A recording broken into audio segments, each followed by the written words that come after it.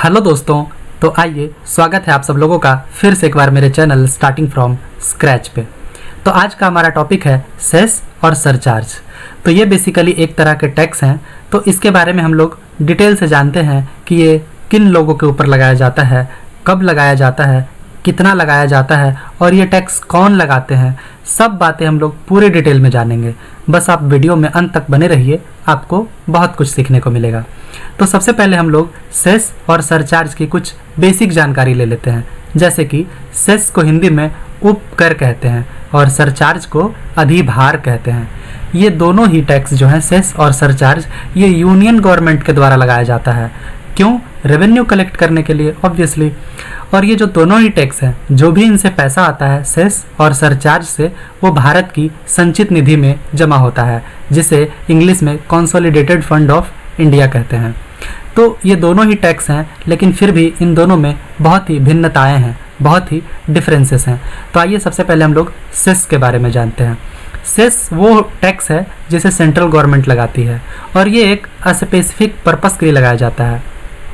कोई एक specific purpose, किसी एक खास काम के लिए लगाया जाता है और जैसे ही उस पर्पस में हमारे पास एनफ अमाउंट, एक पर्याप्त पैसा जमा हो जाता है, तो सरकार इस सेस को डिसकंटिन्यूड कर देती है, इसे रोक देती है। जैसे कि एग्जाम्पल से समझते हैं, सरकार अभी एजुकेशन सेस चला रही है।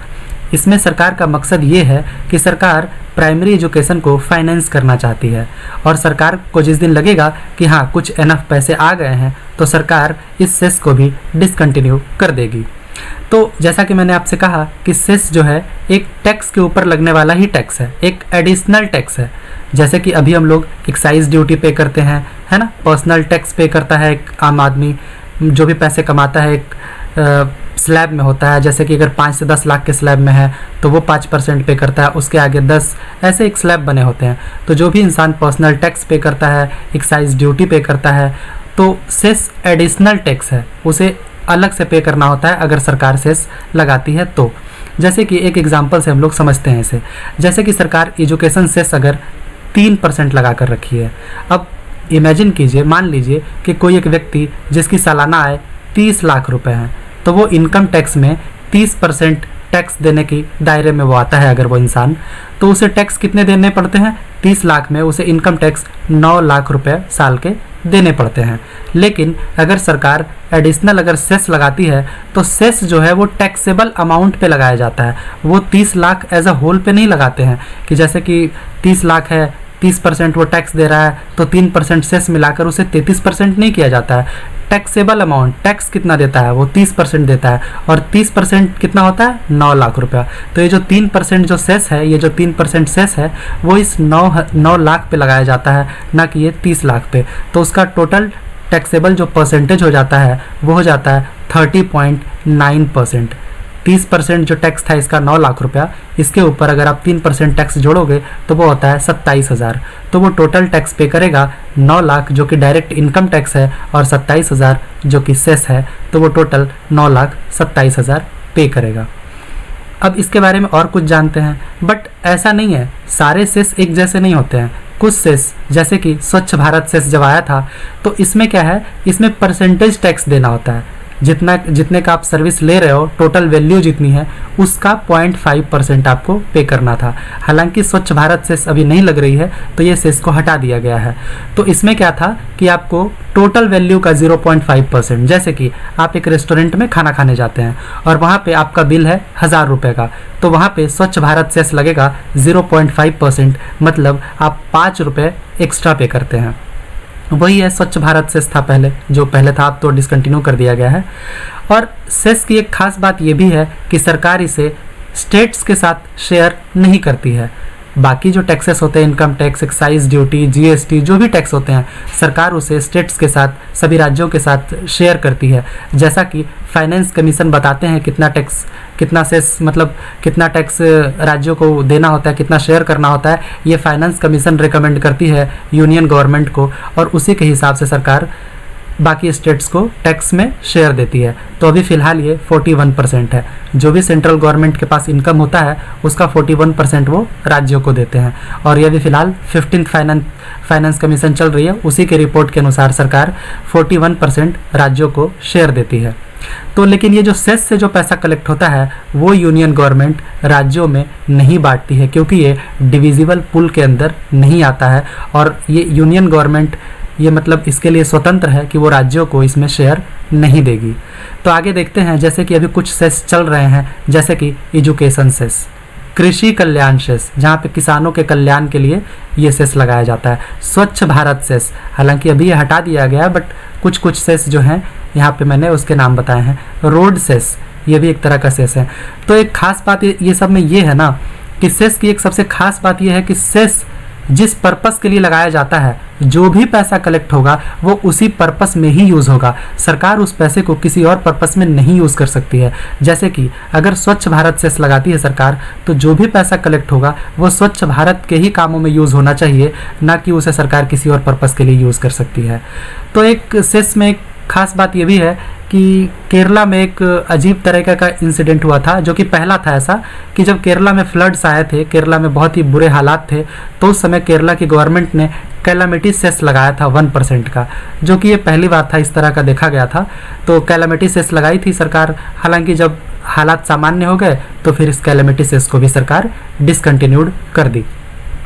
आगे देखते हैं सरचार्ज के बारे में, है ना, सरचार्ज जिसे हिंदी में अधिभार कहते हैं।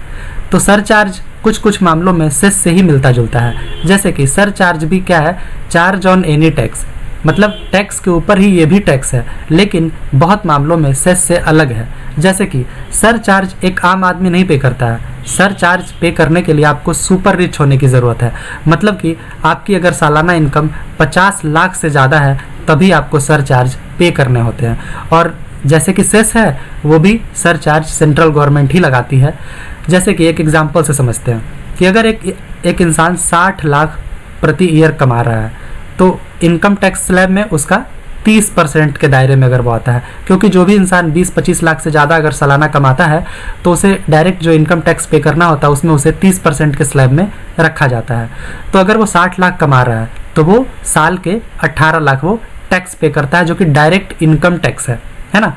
लेकिन सरचार्ज तभी लगाते हैं जब उसका इनकम 50 लाख से ऊपर है और यहाँ पे वो 60 लाख कमा रहा है, मतलब उसके ऊपर सरचार्ज भी लगेगा, जो कि इनकम टैक्स के अलावा देना होगा। जैसा कि मैंने आपको बताया कि ये टैक्स के ऊपर लगने वाला टैक्स है, तो इनकम टैक्स तो आप पे कर ही रहे हैं 18 लाख, बट उसके ऊपर आपको सरचार्ज पे करना होता है सरकार को। तो सरचार्ज का भी एक स्लैब है, एक दायरा है। अगर आप 50 लाख से, यहाँ पे आपको मैं वो दायरा दिखाता हूँ कि अगर आप 50 लाख से 1 करोड़ रुपए कमा रहे हैं तो आपको 10% का सरचार्ज देना होगा। अगर आप 1 करोड़ से 2 करोड़ कमा रहे हैं तो आपको 15% का सरचार्ज देना होगा। 2 करोड़ से 10 करोड़ के बीच में कमाते हैं तो आपको 25% का सरचार्ज देना होगा। और अगर आप 10 करोड़ से ज़्यादा कमाते हैं एक साल में तो आपको 37% सरचार्ज देना होगा। तो देखिए यहाँ पे मैंने एग्जाम्पल लिया, 60 लाख वो कमा रहा है, तो उसके जो इनकम टैक्स है, डायरेक्ट इनकम टैक्स 10% है, 30% है, तो इसमें आप उसे देने पड़ेंगे 18 लाख रुपए डायरेक्ट इनकम टैक्स। बट अगर सरचार्ज को भी हम लोग काउंट करें तो 50 लाख से 1 करोड़ के बीच में आपको 10% सरचार्ज देना होता है, तो वो 10% हम 18 लाख का 10% निकालेंगे, 60 लाख जो कमाता है उस पर नहीं निकालेंगे। तो ये 18 लाख पे अगर 10% निकालते हैं तो वो होते हैं 1,80,000। तो टोटल वो एक टैक्स पे करेगा पूरे साल में, वो होगा 18 लाख प्लस 1,80,000, मतलब 19,80,000। तो ऑब्वियसली जैसा कि मैंने आपसे कहा कि सरचार्ज सुपर रिच लोगों के ऊपर लगाया जाता है, क्योंकि उनका इनकम 50 लाख से ज़्यादा होता है साल का। तो सरचार्ज 2 मामलों में बेसिकली लगाए जाते हैं, एक तो पर्सनल इनकम टैक्स अगर आपका 50 लाख से ऊपर है, और दूसरा कॉरपोरेट इनकम टैक्स, जो बड़ी बड़ी कॉरपोरेशन है, बड़ी बड़ी कंपनियां हैं, उनके ऊपर भी ये सरचार्ज लगता है अगर वो 50 लाख से ज़्यादा का व्यवसाय करती है, बिजनेस करती है, इतना कमाती है तो, है ना। अब मान लेते हैं एक एग्जाम्पल लेकर कि कोई व्यक्ति 20 करोड़ रुपया एक साल का कमा रहा है। मुझे ये वाला हमें देखना है कि जो 10 करोड़ से ऊपर कमाते हैं उसे 37% सरचार्ज देना होता है डायरेक्ट इनकम टैक्स के अलावा। तो जो 10 करोड़ से ऊपर, मतलब यहाँ 20 करोड़ जो भी कमा रहे हैं, है ना, तो उसे अगर टैक्स पे करना है 6 करोड़ रुपया, क्योंकि 30% 6 करोड़ होता है, तो ये तो डायरेक्ट इनकम टैक्स हो गया 6 करोड़। इसके अलावा आपको सरचार्ज जो कि 37% सरचार्ज लगता है अगर आप 10 करोड़ से ऊपर कमा रहे हैं तो ये 6 करोड़ का आप 37% निकालेंगे तो वो आएगा 2 करोड़ 20 लाख। मतलब कि साल में अगर आप 20 करोड़ कमा रहे हैं तो लगभग आपको 8.5 से 9 करोड़ रुपए आपको सरकार को सीधा टैक्स पे करना होता है। तो यहाँ पे दो तरह के टैक्स हैं, एक तो डायरेक्ट इनकम टैक्स हो गया और दूसरा सरचार्ज हो गया। अगर सरकार सेस भी लगा रखी है तो वो इंसान सेस भी पे करेंगे। तो समझ लीजिए कि अगर कोई इंसान 20 करोड़ कमा रहा है तो लगभग 8.5 से 9 करोड़ रुपया वो सरकार को डायरेक्ट टैक्स ही पे करता है। तो यहीं पे आता है वो हवाला मनी, ब्लैक मनी। अब ब्लैक मनी कोई ब्लैक रंग का तो होता नहीं है, ब्लैक मनी मतलब वो मनी जिस मनी पे सरकार को टैक्स नहीं पे किया गया है। तो जहाँ पे ये बड़े बड़े सेलिब्रिटीज़ लोग, बड़े बड़े स्टार लोग अगर वो 20 करोड़ से ज़्यादा कमाते हैं तो इसका मतलब है कि 8.5 से 9 करोड़ उनको डायरेक्ट सरकार को टैक्स पे करना होता है। और वही पैसे बचाने के लिए ये लोग फिर बड़े बड़े सीए लोगों का यूज़ करते हैं, चार्टर्ड अकाउंटेंट को यूज़ करते हैं, और वो चार्टर्ड अकाउंटेंट फिर उन्हें बताते हैं कि कहाँ पे पैसे बचाने हैं। तो यही होता है बेसिकली, इतना टैक्स देना पड़ता है इन लोगों को, क्योंकि इनका जो इनकम है वो सालाना 10 करोड़ से ज़्यादा है।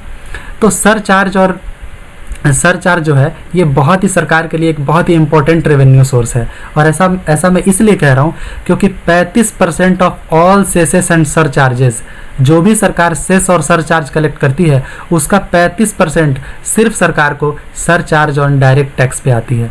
जैसे कि कोई इंसान, जैसा कि मैंने आपसे कहा कि 10 करोड़ से ज़्यादा कमा रहे हैं तो उनको 37% सिर्फ सरचार्ज देना होता है और 30% इनकम टैक्स। लेकिन जो सरचार्ज है वो टैक्स पे देना होता है, टोटल अमाउंट का 37% नहीं देना होता है, जितना वो टैक्स दे रहा है उस पे 37% सरचार्ज देना होता है, जो कि सरकार के रेवेन्यू का एक बहुत ही बड़ा जरिया है।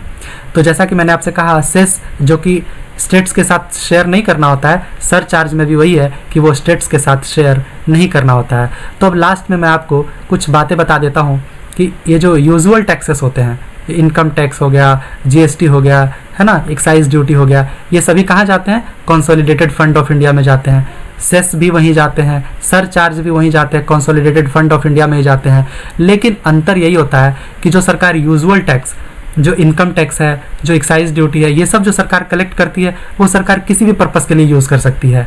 और सरकार जो सरचार्ज कलेक्ट करती है वो भी किसी भी पर्पज़ के लिए यूज़ कर सकती है। लेकिन यहाँ पे एक कैच पॉइंट ये है कि सरकार जो सेस कलेक्ट करती है वो एक स्पेसिफिक पर्पज़ के लिए कलेक्ट करती है, और सरकार ये बाध्य है कि ये सेस के थ्रू जो भी पैसे आए हैं वो सरकार को उसी स्पेसिफिक पर्पस में ही यूज़ करना होता है, सरकार कहीं और यूज़ नहीं कर सकती है।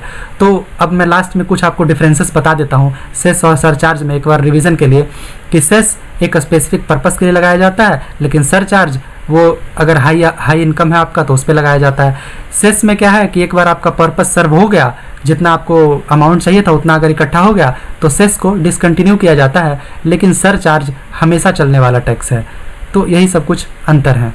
अगर आप लोगों को अच्छा लगा हो लेक्चर तो प्लीज़ इस वीडियो को लाइक कीजिए और चैनल को सब्सक्राइब कीजिए। Thank you so much.